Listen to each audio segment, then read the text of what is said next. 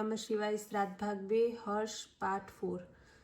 એક સુંદર દૈવી કાર્યને અમે ધક્કો બેસાડ્યો, પરંતુ આજે એક ખોટો ઘમંડ અમે કાઢી નાખ્યો છે. અમને ક્ષમા કરો.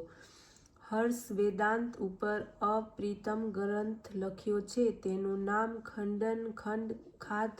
આખા ભારત દેશમાં 2-5 પંડિતોએ તેનું મુખાવલેખન કર્યું હશે. એટલો એ કઠણ ગ્રંથ છે, અને તે પણ સરસ્વતી પાસેથી વરદાન લીધા પછી, બુદ્ધિ ઘટાડ્યા પછી લખાયેલો એ ગ્રંથ છે. વિશ્વમાં એ ગ્રંથને અજોડ છે.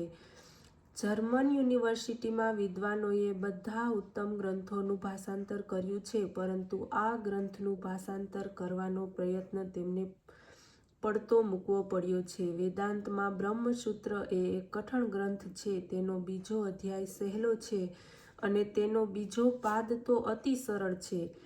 આ અતિ સરળ પાદ આજના MA ના વિદ્યાર્થીઓને કઠણ લાગે છે. બ્રહ્મસૂત્ર કરતાં વાશપતિ મિશ્રની ભામતી અણી કઠણ છે, અને તેનાથી પણ વધુ કઠણ ગ્રંથ એટલે ખંડન ખંડ ખાધ. આ શું બુદ્ધિનો પ્રકર્ષ હશે? રાજાએ હર્ષને કહ્યું કે તમારો આ ગ્રંથ અલૌકિક છે, પણ સામાન્ય માણસ સમજી શકે તે માટે તમે એકાદું કાવ્ય લખો કે જે વાર્તા રૂપે હોય, છતાં પણ તેમાં વિશિષ્ટ દ્રષ્ટિ હોય. હર્ષ વિશિષ્ટ દ્રષ્ટિથી નલદમયતીના સ્વયંવરની કથા કાવ્યમાં વણી લીધી. આ મહાકાવ્ય એટલે નૈષધ. તે અતિ સુંદર છે. તેમાં વાર્તા છે, કલા છે, તત્વજ્ઞાન છે, સિદ્ધાંતો છે, પ્રતિભા છે, બુદ્ધિનો સમકારો છે.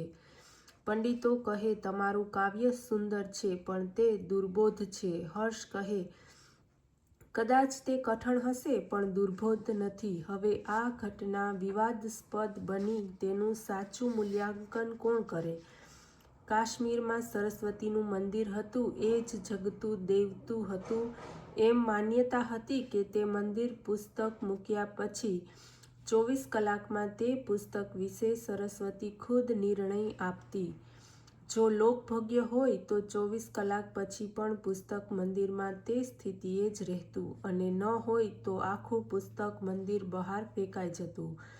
500 વર્ષ સુધી આટલા ગ્રંથો લખાયા, પણ કોઈએ મંદિરમાં મૂકી પોતાના ગ્રંથની ચકાસણી કરાવી ન હતી. દરેકના મનમાં ડર હતો કે વખતે મારું પુસ્તક બહાર ફેંકાઈ જાય તો મારી આબરૂના કાકરા થાય. માટે જાણી બૂજીને એ અયશ શા માટે વહેંચવો?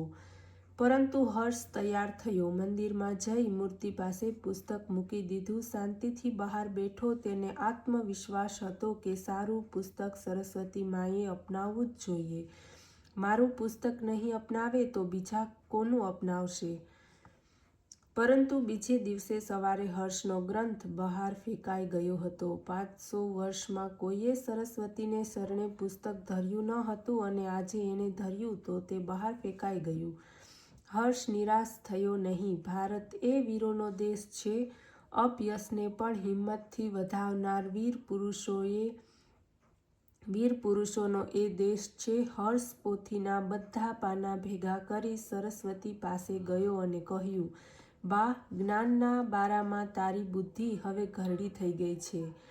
પરીક્ષા કરવા માટે તારી બુદ્ધિ હવે બુઢી થઈ ગઈ છે. પોતાની બુદ્ધિમાં કેટલો જબરજસ્ત આત્મવિશ્વાસ! આટલો બુદ્ધિનો પ્રકર્ષ કે સાક્ષાત સરસ્વતીને પણ સંભળાવી દીધું કે તમારી બુદ્ધિ હવે ઘરડી થઈ ગઈ છે. કોઈ ઠેકાણે પાક્યો નથી આવો તેજસ્વી બુદ્ધિવાળો વીર. આખા વિશ્વમાં આ અદ્વિતીય ચરિત્ર છે. નિષ્કામ અને નિર્ભય માણસ જ સાક્ષાત સરસ્વતીને 2 શબ્દો કહેવાની ઘૃષ્ણતા કરી શકે. આ એની તેજસ્વી વાણી હતી. આત્મગૌરવનો શુદ્ધ રણકો હતો. પોતાના ગ્રંથમાં કંઈ ઉણપ છે તે માનવાને તૈયાર નથી. તેના આત્મવિશ્વાસથી સરસ્વતી દેવી પ્રસન્ન થયા અને કહ્યું, તારું કાવ્ય સુંદર છે, દિવ્ય છે, અલૌકિક છે, લોકોને માર્ગદર્શન મળે એવું છે. તેમાં બુદ્ધિનો ચમત્કારો છે, પ્રતિભાનો વિશ્વાસ છે, તો પછી તે ફેંકી કેમ દીધું? હર્ષે પૂછ્યું. 11માં સર્ગમાં 66મા શ્લોકમાં તે મારે માટે વિષ્ણુ પત્ની શબ્દ વાપરી મારા કૌમાર્યનું અપમાન કર્યું છે. મારું સ્વાતંત્ર્ય અનાદિકાળથી વેદોએ માન્ય કર્યું છે. બુદ્ધિ વિચાર સ્વતંત્ર રહેવા જોઈએ.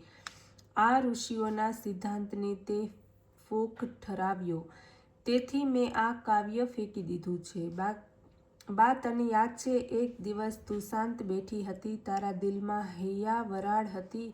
તને કોઈનું બંધન ન હોવાથી પંડિતો તને દાસી બનાવતા, શુદ્ર સ્વાર્થ માટે, પેટ ભરવા માટે તને વેચતા. પંડિતો આવી રીતે તારો ઉપયોગ કરતા. ત્યારે તને બહુ દુઃખ થયું. ત્યારે તારા મનમાં એક કલ્પના આવી કે આના કરતાં તો કોઈના બંધનમાં હું હોત તો, અને તારા મનમાં બળતી રહેલી આ વાત મેં લખી. તું પરતંત્રતા સ્વીકારે તો પણ તે ભગવાનની જ સ્વીકારે. તેથી તને મેં વિષ્ણુ પત્નીનું સંબોધન કર્યું છે. ઓમ નમઃ શિવાય.